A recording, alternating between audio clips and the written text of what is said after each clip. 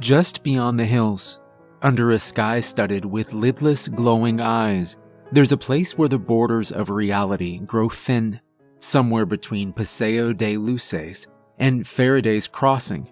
Not terribly far away, but closer than you'd like to believe, even if you count yourself lucky enough not to know where those landmarks are, as if the physical remove from these signposts might prevent you from coming into contact with this blurred boundary. You are never far enough. It's a place rarely seen under light of day. Even with the sun overhead, the world seems to stretch beyond its normal limits, as if nothing were close. As if all monuments to mankind were distant. Even that gas station you passed a few miles back becomes distant.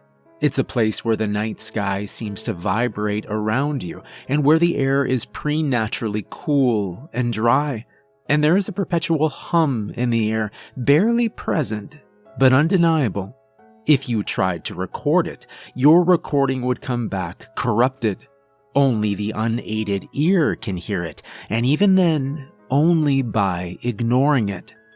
The moment you focus your hearing, it will scarper off into nothing. The locals dare not visit. They know enough. There are those who take stock of missing persons reports. They know not to put themselves in harm's way. Leave well enough alone is their motto, and they live longer for it. It's only the out-of-towners who seem to get into any trouble, and as a result, you're unlikely to find the place by word of mouth alone. No one around these parts likes to talk much about that place. Ask around, and the only thing you're liable to hear is, "Stay away." Of course, not everyone heeds the words of locals. I've seen far too many wander off into the wilderness in search of that fateful place. I've seen many of them come back, too, sunburnt and sleep-deprived, and badly in need of a shower. "Nothing out there but dirt, shrubs, and more dirt," they say, and shake their dusty heads. There's always a faint disappointment in their faces. They'd hope to have something confirmed, some belief in the paranormal corroborated by the sky itself. Finding nothing, they lose a little hope in the world. To them, life has gotten a little less strange, a little more stable, confirming more and more to the world their pastors and parents first mapped out. They lose faith in the weird, the strange, the ability for life to surprise them still. These are the lucky ones. For what they lose in imagination, they gain in good, solid years left upon the earth. The others? Well now, I suppose no one really knows what happens to the others.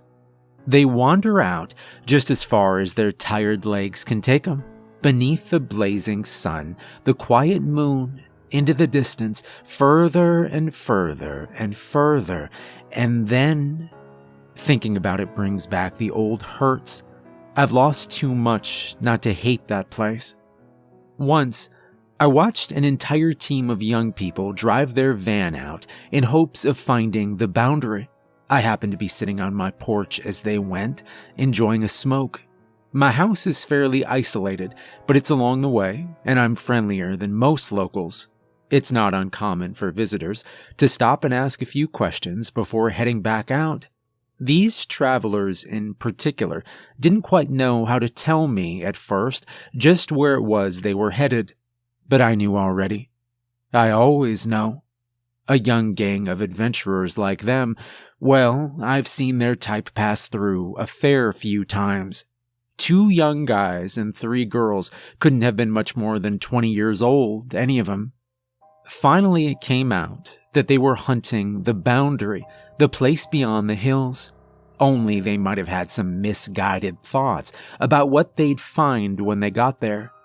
"I hear it's a UFO hotspot," one of the young ladies said, crossing her tattooed arms. She looked to be their de facto leader. The others nodded vigorously in agreement.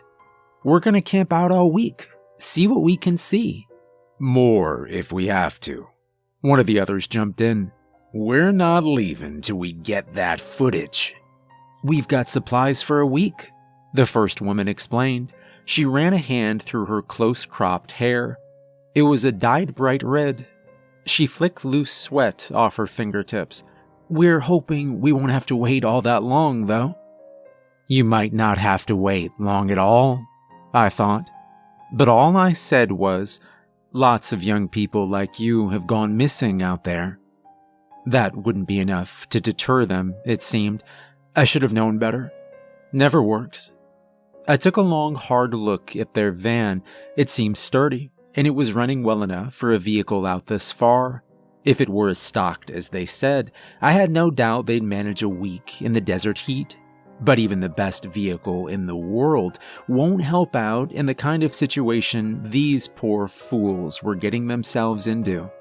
"Yeah, well, we're hoping to find out exactly why so many people have gone missing. Someone's got to document it, right?" I hear there's a mothership out there," one of the young guys called out. "Hiding in plain sight." I shook my head.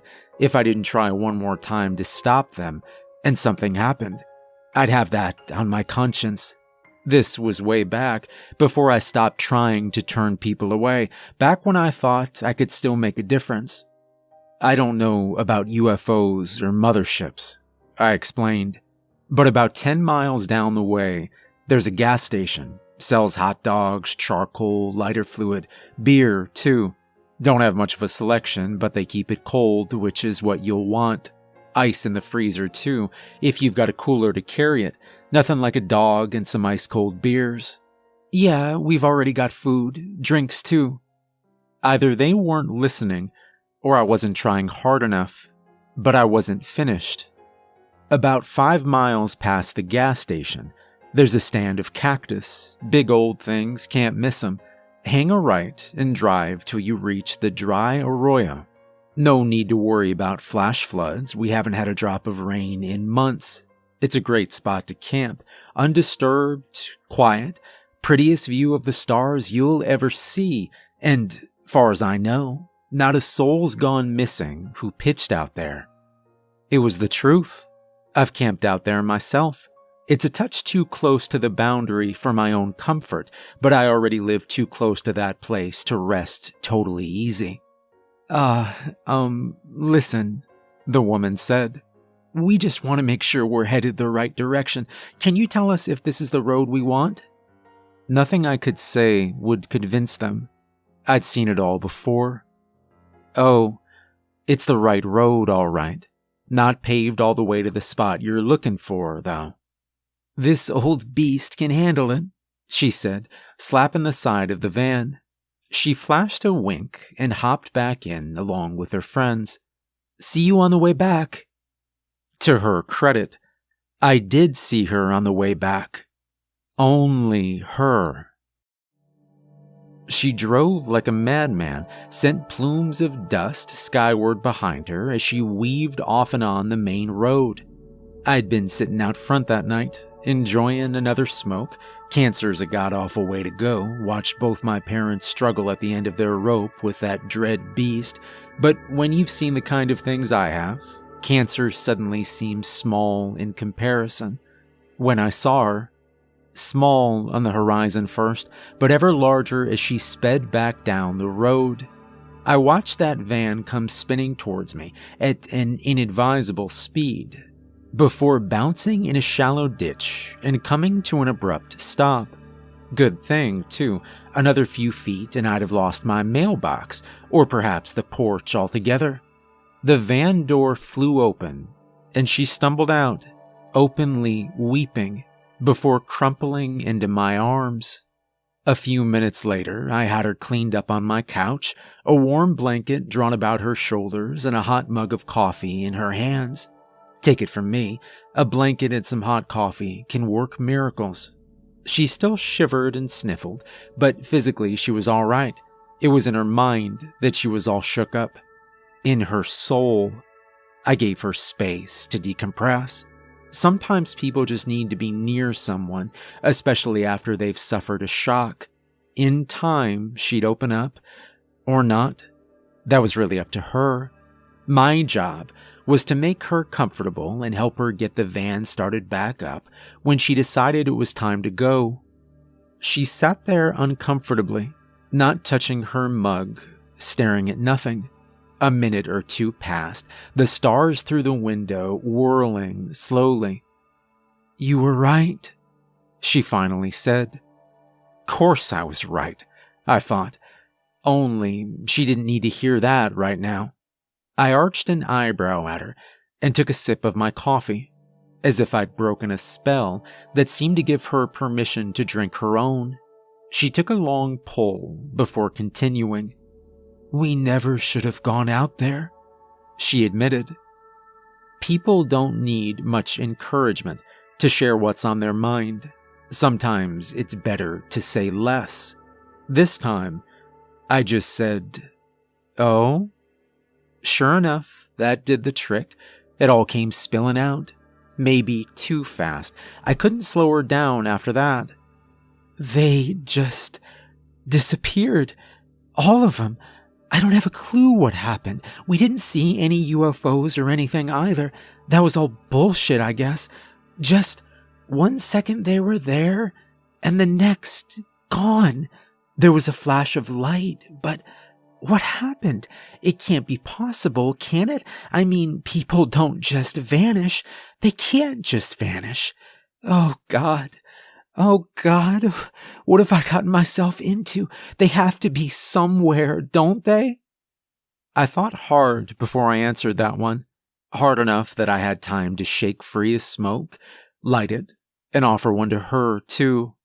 She shook her head. I don't smoke." "Fair enough," I countered, then took a deep drag while I considered how best to answer. Having this conversation would require a fair amount of delicacy on my part. Best to get to know her first. Hell, is there any place else to start? "What's your name?" I asked. Ember. Well, it's actually Emily." She met my eyes once, then looked away. "But my friends call me Ember. You can too." "Ember, huh?" "It's an inside joke." She spoke very quietly. I can only imagine. Thinking about her friends and the group dynamic at a time like this would have to be very difficult. Then she looked up and said, "What's yours?" "Call me Hearse," I said. Is that your real name?" I ignored that. "It's nice to meet you too, Ember." "Fair enough." Ember echoed my earlier sentiment, then hesitated. I changed my mind about the cigarette." A few moments later, and she was taking a deep draw of her own, leaning back in her chair. Immediately she seemed more at ease than before, but I could tell that was just posturing. Behind her eyes, her mind was working a mile a minute, and I could guess her heart was just about there too. In the calm light of my home, we looked an odd pair of pals. I far older than she, and tall, wide, while she was a slip of a woman, short and willow thin. We were bound by a shared knowledge of the deep, distant place beyond the hills, of first-hand experience of its weird terror, and by the smoldering glow of our smokes, we shared a further communion. "Please," Ember said finally, "tell me that I'm going crazy or something. They can't just be gone. You must know something that can help." "Ember, I'm gonna level with you. Your friends are gone. It's tough, but you'd be wise to accept it and to move on." I took a drag of my cigarette and watched her. Her expression was downcast, for she already knew it was true. Fresh tears spilled down her cheeks, and she choked a sob. I pitied her. She was a stupid girl to have gone out there in the first place, but then I'd been stupid once too. I sighed and bent to take the mug from her hands. She was shaking now, and I'd rather not lose that mug. Someone close gave it to me. long ago. There has to be something we can do. Please, you have to help me." But I pressed on. There was only one thing for her to do, and I wasn't going to pretend otherwise, no matter how much I had to play the villain. I was firm and stuck to what I'd said. "Maybe think of a story to cover your ass while you're at it," I continued. "Folks around here won't ask too many questions, but if you get back home with 4 of your friends missing..." She broke down completely, sobbing helplessly into her hands. The cigarette between her fingers was burning unnoticed, and I took it from her, set it down in the ashtray. Nothing you can do when someone's like that, but wait, let him cry it out. And that's exactly what I did. I knelt beside her and laid a hand on her knee while she cried. When, at last, she'd composed herself, we had some more coffee and shared another smoke. Then she set to asking her new questions. I should have known she wasn't going to take the easy way out of this. Not everyone's smart enough to take advice, even if it'll save their life. She pressed on with her inquiry. "You warned us," she said. Simple enough statement. Not a question either, but I knew it was leading into one. "You knew something would happen. You must have some clue what goes on out there." "I might," I said at last.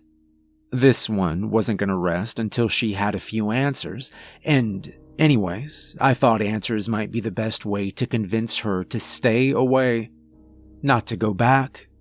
Frankly, she was dumb lucky to have made it back the first time. "Tell me. I need to know. Tell me." "Tell you what?" "What happened?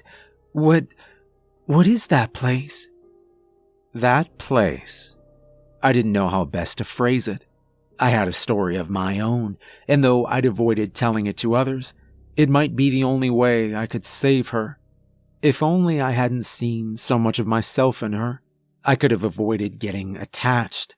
Would have made what happened next hurt less. Well, no one really knows what that place is. Some say it is UFOs. Some say that the aliens swoop in and take people away. Course, I don't go in for that ET shit. Other people say it's a vanishing point, the end of the earth. Too many steps the wrong direction, but you don't think that's true either? I shook my head. Then, what is it? It's a gateway, I replied, and looked away. And you don't want to go through, believe me. I remembered it all too well, more than I wanted to let on, but I didn't hold back. Not this time, not if I could stop her. I told her how I'd gone through once with a friend. Natalie was her name. She'd been more than a friend, I suppose, but it didn't do any good to dwell on that. I learned to live with my loss years ago, and those wounds still hurt. We were both too young and too stupid to consider the consequences of meddling with things we didn't understand, or to consider that any of it might be real. But when we got out there that night, we realized that there could be truth to the rumors of odd old places in the world. We could both hear that faint humming, a persistent buzz in our ears, and the cold plucking sensation on our skin. The air around us might have been alive, and the stars overhead might have been watching. We had a million chances to turn back, but we followed that cold air, that low whine, until the sensations grew stronger and stronger, and we knew this was the place. And then we stepped through. The shift was instantaneous, a flash of light. We didn't even have time to blink. It was a dark place with a floor of stone visible only by a lurid green glow that had no source. Shadows loomed and flickered like beasts. Overhead, The roof had crumbled away, and through the open ceiling I saw unrecognizable constellations, a huge moon terribly close, and a slew of smaller moons in the distance. I knew that we had made a terrible mistake, but only I was able to react quickly enough. I turned and saw a shimmering light, and knew without knowing that it must have been the gate through which we'd stepped. I didn't hesitate. I didn't grab Natalie's hand and pull her through with me. I acted only to save myself, which I've since come to regret. Although I do not know if I could have saved her, I know how hard it's been to live with myself for never trying. I tumbled back into the desert, in the place beyond the hills. The humming had gone, the air was still, the stars overhead had lost their alien luster. Before I could climb to my feet, I heard a terrible scream ring across the landscape. It bounced through the hills and echoed against the sky. It etched itself into my heart forever. When I'd finished my story, I saw that it had had the opposite effect on her. Ember's eyes were twinkling, and her jaw was set, resolute. "So you're saying it's possible to come back?" This was not at all what I'd intended. "I'm saying they're already gone, Ember. They're gone. Don't play games with this." It wasn't going to be enough to stop her. I should have known. I hadn't been able to stop her from going once, and I wouldn't be able to stop her from going back. What she said next caught me by surprise, though. "Come with me," she said. "Help me through. We can bring them back together." "I'm sorry, Ember, but that's never gonna happen." "We can find Natalie, too. She's still in there. We can save her." I closed my eyes. Saying Natalie's name had been difficult enough, but hearing someone else use that sacred word, it was too much. That scream was still ringing in my ears all these years later. "I'll tell you one more time. You do best to forget any of this ever happened. With luck, you might go on to live a good life. It won't be the same. Never can. Not after seeing your friends vanish through that gate. But you can go back to something resembling normal, and the only way that'll ever happen is if you turn around now and drive away. Don't ever come back." She didn't answer that, but she did ask for some help getting the van back on the road and start it up again. I was able to do that much for her before putting her in the driver's seat and sending her off. Then I tried again. I had to. "You remember what I said. Turn around, drive away, don't come back." She just shook my hand through the window, said, "Thanks for the hospitality," and she drove off. I was feeling damn sorry for her that night. Worse, I was feeling damn sorry for myself. I talked to Natalie for a long time under the stars. Maybe Ember was right. Maybe she was still out there somewhere. But I couldn't shake that screaming in my ears. In the morning, I took my own car down the road, past the gas station, past the stand of cactus, and off further to a distant place between Paseo de Luces and Faraday's Crossing. To a place beyond the hills, where the air was alive and the sky seemed to shimmer even under the hot, hot sun. There was a van parked, alone, baking in the heat. I walked up to it, but already feared the worst. Sure enough, it was empty. Since then, I try to avoid talking to strangers altogether. They don't know what they're getting into, but the kind word of a local is never enough to stop them, no matter how much first-hand knowledge is shared. I've seen plenty come and go, and most often, they do come back, disappointed as I said, but never knowing just how close they came to losing everything. There are places in the world that are gateways. I don't know where they lead, but it isn't any place fit for humanity. One such place is in the desert, not too terribly far away from yourself, and if you go hunting out there beneath the open sky, you might just find where reality begins to open. That opening, it's mighty thin. Even those looking for it rarely get there, but you do best to steer clear and hope that this reality holds you tight. We live a slippery existence, and other realms will swallow you whole without a second thought. Take it from me, I've seen it and lived to tell the tale.